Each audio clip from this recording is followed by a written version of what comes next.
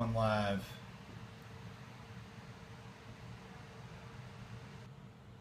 All right. Hey, everybody on Meerkat. This is John Ward of Yahoo News. I am in Washington, D.C., and I've got Charlie Harper from Georgia with me, actually on Skype. So we are going to broadcast a Skype interview on Meerkat, and my head is exploding. So Charlie, his Twitter handle is Icarus Pundit. I'm going to let you, Charlie, kind of explain why that is your Twitter handle, and then you can get into my first question. Well, when I started originally blogging and tweeting and on Facebook, I was doing all that under a fake name, Icarus or Icarus Pundit. Frankly, before I got into blogging, I was a builder and developer, and like a lot of folks during the crash, for mine entities, it did not end well.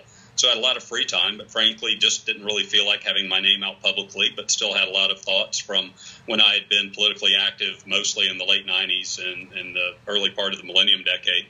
And so I spent 3 years in relative anonymity, just blogging on a little bit, started out at Red State. Eric Erickson's local blog was Peach Pundit. That's really where I found my home and my niche. And 3 years later, when I revealed the identity, I kind of thought it was kind of all over. And as some people thought I was, quote unquote, someone, and really I never amounted to any title in politics. But yet the conversation kept going. And 9 years later, I'm now editor of that site and have other activities related to it. So I guess people can see me on the Skype window, so I don't even have to switch the thing around. So you are a builder developer? Did I hear you right? Correct. Okay. Up until roughly about the year 2007. Okay. So now, how would you describe yourself now? You went through your blogger phase. Well, now what are after you? I left that, I ended up doing some consulting, which I'd been doing before I got into building and developing. I did that for about a decade. Even before that, I'd been a banker in the commercial world. But I ended up consulting with some friends that were doing federal IT contracting kind of work, and ended up doing that for about the first 6 years that I was blogging. Eventually, I just kind of had to make a choice. I either needed to work for my employer or figure out how to build a model around the amount of time I was spending with Peach Pundit and what had developed into a column and other activities. And so I formed a public policy advocacy group called Policy Best, and that's really what I've been doing for about the last 18 months. And what we've done there is I frankly just tried to channel my opinions down to issues directly involving education, science and medicine, and transportation, and trying to help mostly at the state level try to find actual solutions around those problems. I'm going to ask you another question as soon as I text my wife back about my schedule tonight. That's what was popping up there. I guess that's a danger of Skyping on Meerkat, is your wife can just send you text Tell her we all messages. said hi. Yeah. So you become very involved in the transportation bill in Georgia. I wrote about this a week ago about how in Deep Red, Georgia, Republicans are debating whether or not to raise taxes to pay for roads. So this is an interesting moment in sort of politics, where you have this question of governance clashing with Republicans. A lot of them who came in during the Tea Party wave now having to confront the issue of how do we govern, right? Exactly, and that's really what we have here in Georgia.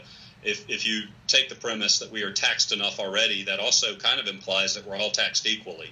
And at the state level, we're not. Georgia has been undertaxing itself on transportation for really a quarter of a century. And it's not so much that we've undertaxed as we've been misallocating what we collect at the pump in gas tax, which is the only way we fund our Department of Transportation.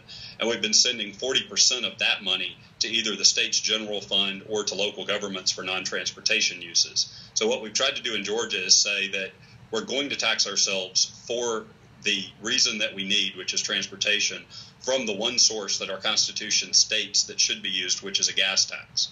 And ultimately, because we've been underfunding for so long, Georgia is last in state highway, road and bridge transportation funding, last in a per capita basis. Yet we're the fourth fastest growing state in the country.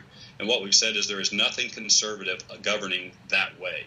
that there is no way that we can put the infrastructure needed to grow at the rate we're growing as one of the fastest growing states in the country and tax ourselves dead last, where we only spend 60% of what an average U.S. state spends on transportation. Those numbers just don't work.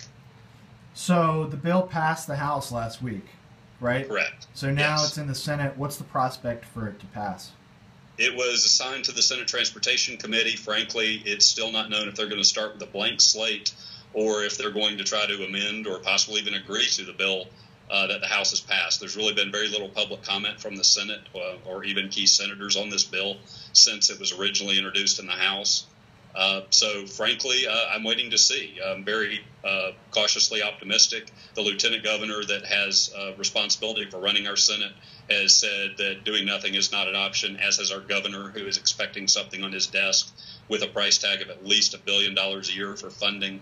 And just to note, again, going back to the conservative thing, if we add our spending to $1 billion a year more than we're currently spending, we would still only be spending 75% of what North Carolina's Department of Transportation spends every year. So while it sounds like a lot of money, it would be a 50% increase in our Department of Transportation's budget. It would still only close the gap halfway between us and a state that Georgia has the almost exact same population with and is frankly one of our biggest economic development competitors. All right, now I'm afraid we're going to run out of space on my phone. We're going to lose this video. So I guess let's do one more question here and then we'll cut it short. So like a lot of conservatives I know in Georgia are saying, why don't we just cut spending to pay for a good chunk of this before we even talk about raising taxes? What's your response to that? And that's always where you want to start. And I ask every one of them, please show us where. Or tell us some of the tax exemptions that you would like to have removed. They get real fuzzy on details after they say we should just cut spending. And when you look at how Georgia spends, and again, I'll compare us to the state of North Carolina, the exact same population within 50 to 100,000 people, their annual budget is $10 billion more than Georgia's. So it's not that we're necessarily a bloated state. It's frankly, in some areas, we have not allocated what we need to. But anyone that says cut spending, we welcome them to the party. They just need to be very specific in what they're suggesting.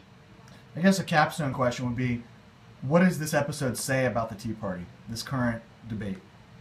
Well, the Tea Party in Georgia is really as much of a concept as it is a reality. There are, I think, 45% of Georgians identify with the Tea Party principles. It's when you get down to specific leaders that there is no central Tea Party function or Tea Party spokesperson. So there are people like Julianne Thompson, who was one of the original founders of the Tea Party movement in Georgia. She is supportive of this bill. There are others that are not.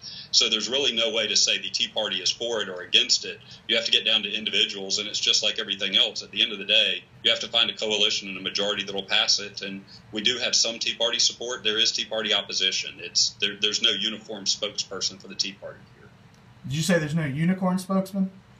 There is also not a unicorn spokesman. There's no uniform one either. Just wanted to clarify that. All right, Charlie Harper, thank you very much for checking in. That's Icarus Pundit on Twitter.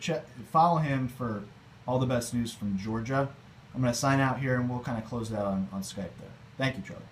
Thanks, John.